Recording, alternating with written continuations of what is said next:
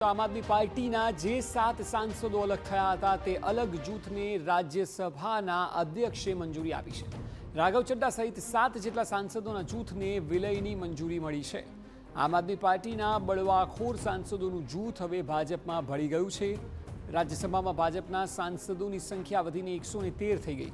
આમ આદમી પાર્ટી પાસે રાજ્યસભામાં હવે માત્ર 3 સાંસદો રહ્યા છે। રાઘવ ચડ્ડા સહિત 7 સાંસદોએ આમ આદમી પાર્ટીને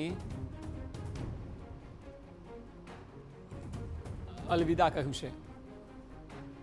મહત્વનું છે કે 3 થી 4 દિવસ પહેલા રાઘવ ચડ્ડા સહિત 7 જેટલા સાંસદોની વાત હતી કે જેઓ આમ આદમી પાર્ટી છોડીને ભારતીય જનતા પાર્ટી જોઈન કરશે। તેઓ જોઈન કરી અને હવે રાજ્યસભાના અધ્યક્ષ તરફથી તેઓને મંજૂરી મળી છે।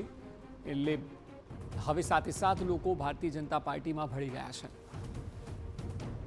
અરવિંદ કેજરીવાલની કેન્દ્રીય લડતને ચોક્કસ નબળી પાડશે આ સમાચાર કે જે 7 સાંસદો 10માંથી 7 સાંસદો એ પક્ષ પલટો કર્યો।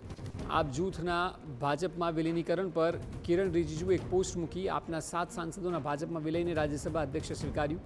રાઘવ ચડ્ડા સહિત 7 સાંસદો હવે ભાજપ સંસદીય પક્ષના સભ્યો છે તેવું તેમણે કહ્યું। મેં જોયું છે કે આ 7 સાંસદોએ અપશબ્દોનો આશરો લીધો ક્યારેય નથી તેવું રિજિજુએ કહ્યું।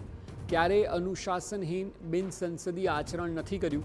એનડીએમાં આપનું સ્વાગત છે। ટુકડે ટુકડે ઇન્ડી ગઠબંધનને અલવિદા તેવું રિજિજુએ લખ્યું।